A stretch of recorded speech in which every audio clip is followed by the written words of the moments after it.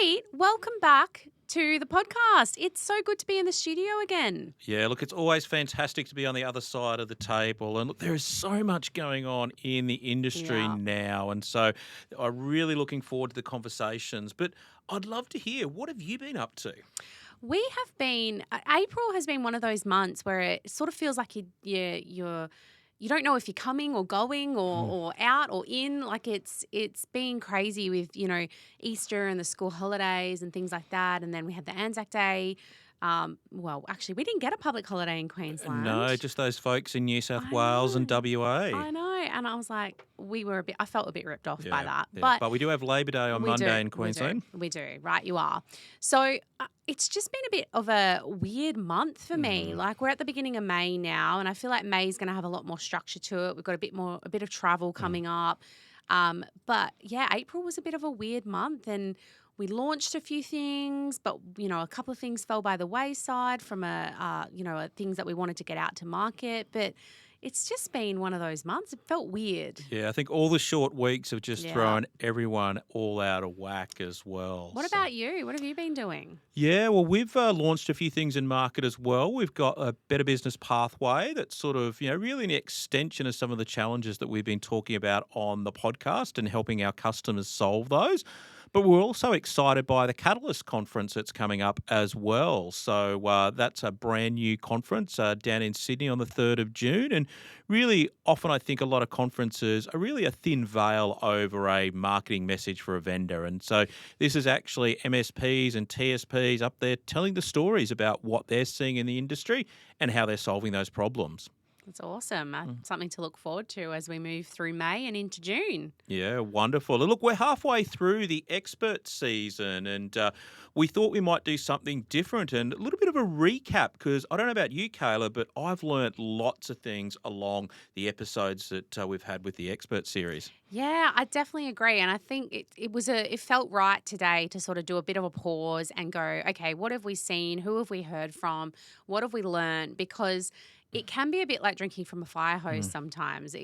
There's so much information and so many things for business owners to consider. We thought, let's chop it halfway Mm. and see if we can, maybe do a bit of a recap. So Pete, who are been the amazing guests that we have heard from? Yeah, so look, we've really covered a really length and breadth of different services that IT services providers potentially need. So, we kicked off the season with Bryn and really talking about when things go wrong in business, what are the options that are available. We then looked at, certification and how organizations can use that to differentiate themselves from an ISO perspective. And then we sort of switched gears and then we went into insurance and all things insurance because I don't know about everybody else, but that's one bill that just keeps going up every single time Yeah. I see that renewal come round. And, the last episode that we've just published, we dug deep into people. And so it's a real length of different topics that we covered. But for me, it was just hearing that, all of those things that you're sitting there doing research on, trying to battle through, just knowing that there's someone else out there that can help. Yeah, I think it's great to know that all of our guests that have come on so far have been more than willing to take questions and so if you do want to reach out to those particular individuals, then please feel free. But let's go back to Bryn because that was, I think, one of the scarier conversations that we've had on the podcast in the 18 months that we've been doing it. It I'm sure it wasn't as scary for you, but I'd be keen to hear your thoughts because you've been doing this a while and you sort of know the options. But for me, as someone who, has only just, I think, still starting sometimes, I was like, "Ooh, that's really important that you don't let things get too far before, they become too far and you're running out of options. The earlier you get on it, the more options you have." Yeah. But I think the thing for people to know is that there are There options. are options, yeah. Yeah. And especially when, at the moment, sometimes cash flow can be an issue. There could be then some creditors that are chasing you.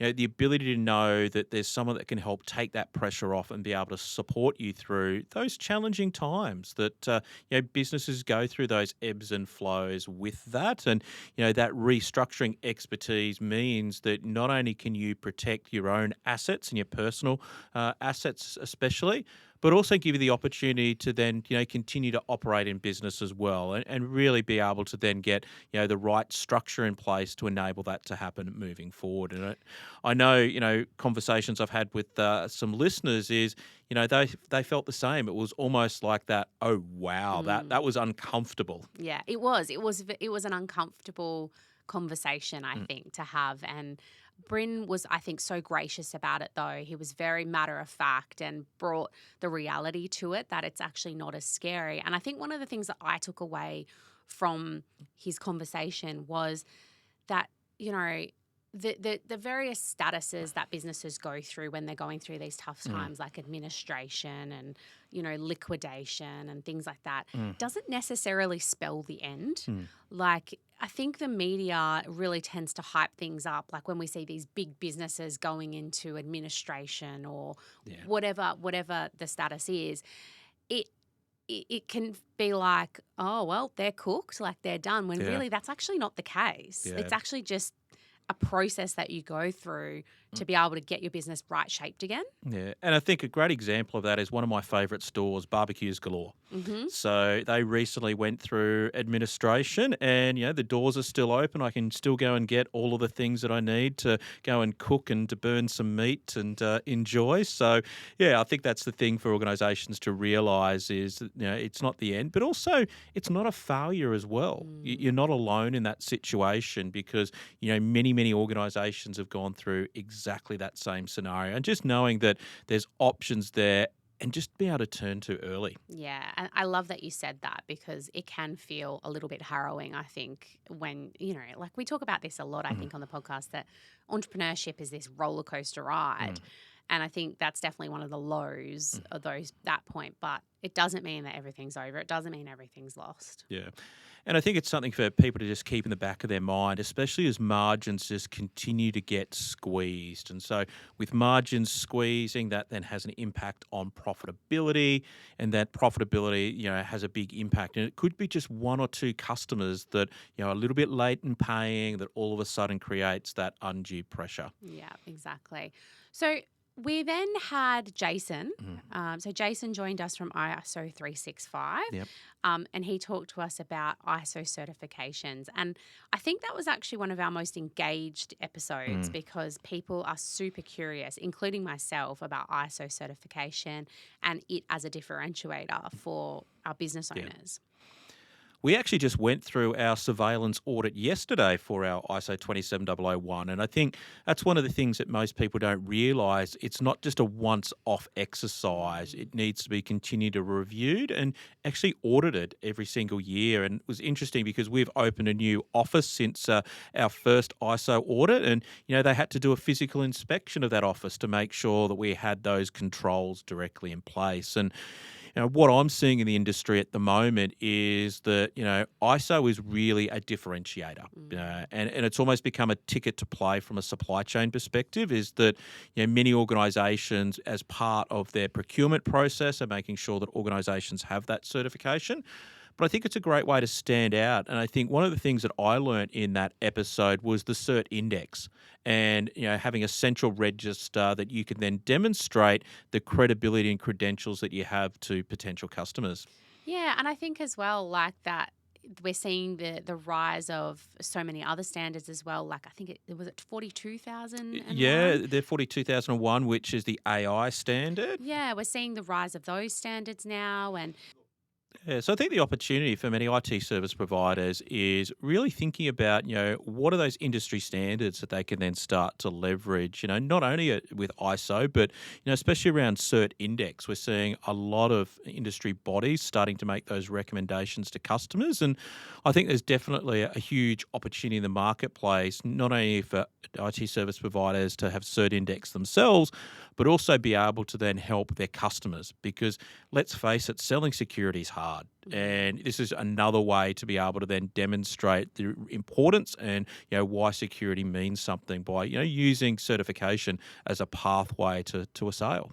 I definitely am seeing a rise in the number of our customers that are getting ISO certified. I think at the beginning of 2025 or even late in 2024, I probably would say it was about 50-50. Now I'd say it's about 80-20. Yep. It's definitely, I think, increasing and Yep. improving. And we're getting more and more questions around how do we market this? How do we use this as a Yep. differentiator? Yeah. And look, for the listeners there that might be going, what are you talking about cert index there? I think the word I actually meant was actually cyber cert. So the cyber cert certification, which goes all the way from bronze all the way up through to diamond level there as well. But Cert Index is the platform that Jason is talking about in his episode where MSPs or IT service providers can get listed on 100%, Cert Index. 100%, yeah. And that way, customers can then validate that those credentials are correct. Yeah, exactly. And so then we moved on to Tim. So Tim from SherpaTech came and joined us, and he talked to us about insurance, cyber insurance, PI insurance, and there was another insurance, Yeah, so I public think liability. public liability there as well, and I think also spoke about directors' insurance as well, so directors and officers' insurance, and also management liability as well. And I think one of the things that I took away from that episode is really thinking about insurance as the ability to manage risk. Yeah.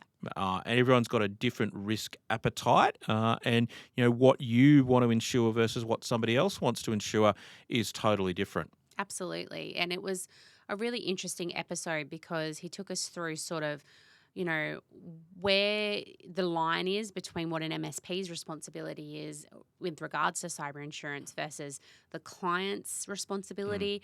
We talked about how, some clients assume that they're covered under the MSP's cyber insurance, which is absolutely not the case, and they need to go and get their own cyber insurance. So that was really eye-opening as well. Like I would never assume that, I was covered under a supplier's insurance, but but apparently some people do think that. Yeah, and look, it's really interesting because one of the things I like about the way that Tim spoke about insurance is think about it the consultative approach directly to it. It's not just a fill in a form and here's a renewal. And a great example of that, I was sitting with a potential customer a couple of weeks ago, having a cheeky old fashioned with him, and he got that sort of dreaded phone call that no one ever wants to get, and that's that one of his customers had been breached. And unfortunately, he'd been making those recommendations that, apparently running Windows 10 is not what you should be doing these days, but the customer refused to upgrade and unfortunately did that. But I think the interesting thing with that is that, the MSP was actually very reluctant to go and trigger their insurance policy. They really, were worried. I suppose it's like having a car accident. The first thing you think about is, well, my policy and premiums are going to go up. But, the ability to then go and protect yourself at that particular point in time. And, the first person I called was Tim. And even though this MSP wasn't a customer of SherpaTech, they were able to then give them that right advice. So they're able to get the outcome.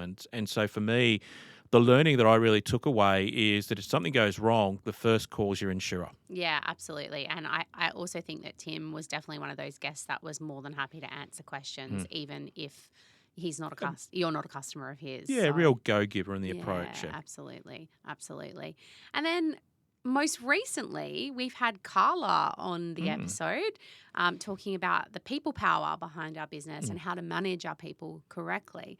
I really liked her approach and how she spoke about, having those difficult conversations is obviously something that no one wants to do, but getting in early is really the key there. So I really liked that. Yeah, I think we've all been guilty of just letting things fester there for a little bit too long. And I really liked her approach of, when something happens, have the conversation right there and then. Don't wait for the next, review or the next catch up.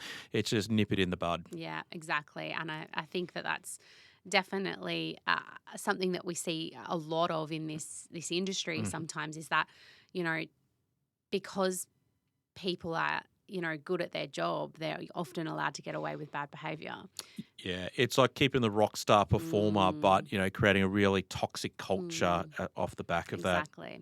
And she also talked about a really good point around upskilling or promoting our engineers, that, often our engineers are absolutely phenomenal engineers, but they're not always great managers or great people managers. And sometimes promoting those people into those roles is not always the best thing to do. And I think that comes back to, really having a people strategy and as part of that, the succession plan, because everyone's got a different career trajectory. Like some people want to move into leadership and management roles and others are just happy to be engineers. So it's not a one path for all. And, really sitting down with the individual and understanding what it is that they want in their career. Yeah. And I think she also spoke about, like you said, sitting down with them, but also, having those conversations with people if they're not quite ready to step into those roles yet, because people management is very different to, Yeah, very, very much a coaching piece. Yeah. Continue to grow, continue to develop. But the thing that sort of worried me is when I, although you think about people, there's all the legal pieces around that, especially around payroll and making sure the right awards are being interpreted. And it's not something that I often think about, and I'm sure it's not something that many of our listeners think about, is that, potentially you've got admin workers or finance workers that potentially are actually covered under particular awards. Different awards often to what we see in the IT industry. Yeah. There isn't a one size fits all in this industry, unfortunately, which can make it hard, but also allows us a bit of freedom. And it can be, you need to be making sure that all of your staff are paid accordingly to their award. Yeah, and the risk that you run with that is, you can be fined and even put in jail, actually, is my understanding as well, if it's significant enough. So, yeah, it's one of those things to make sure that you get that advice and get the right approach. Absolutely, absolutely. So we're halfway through. We've got 4 more guests. What have we got to look forward to, Pete? We've got some crackers coming up that we've got as we close out this season. So one of those is we've actually got Cameron McPhee. So he's going to talk about billing. And, we're actually recording this podcast on the 1st of the month. And, for many IT business owners, tonight's going to be that chaos of, probably a beer or two in one hand and trying to get all the invoicing out, with the other there. So it's often that craziness. And I think he's going to walk through how to automate that, but actually how to use billing as a strategy for growth as well. Absolutely. And we've got Derek joining us. Yeah. Well, look, this is one of the things I think that, when I started a business, I just thought I could go to a bank and get a home loan just like I was able to previously. I didn't realize I have to provide financials and have to be in business for a certain period of time and things like that. And I think what Derek's going to provide is the insight and value and how a broker can help really position you in the best light as a business owner to get the loans that you need, not only for home loans, but maybe leasing or being able to get overdraft facilities, etc. So I'm looking forward to that episode and the insights that he's going to provide. Me too. And we've also got Nicolette joining us. Yeah, from a marketing perspective as well. So, something that I know is near and dear to your heart, that's for sure. And, for those that don't know, is Nicolette actually works for Inception Marketing. So we'll be able to put her on the hot seat and, get some insights. But I think it's important to continue to revisit that marketing piece. I saw in the latest Kaseya MSP State of the Market report, the top challenge continues to be customer acquisition. Yeah. So, and the reality is, it doesn't matter how good your product or your service is, it's often a distribution problem. Like, how do people know about you in order to be able to then help from a sales perspective? Yeah, exactly. And an accountant to finish us off. Yeah, so we sort of started off with Bryn sort of talking about restructuring, and we're going to sort of close out with an accountant to mean that you never need to call someone with that. So helping you understand those numbers and provide insights into what you should be thinking about, because I think often when people think about accountants, they think about just compliance, so getting the BAS statement done and the PAYG paid. But accountants can provide a lot more strategic insight and value as well in the conversation for business owners. Absolutely. So, as you can hear, we've got quite a cracking season ahead. We're only halfway there. So, it's going to be, I think, a great opportunity. May is set to be a cracker month. We're at the beginning of it right now. So, we're going to be busy. But yeah, hopefully you're enjoying season 3 so far and you're happy to stick with us for the last part of it. Yeah, really looking forward to those upcoming episodes. And Kayla, what a great episode, and what a great way to recap what has been a really interesting and insightful season so far. Absolutely. Thanks for joining me, Pete. Thanks, Kayla.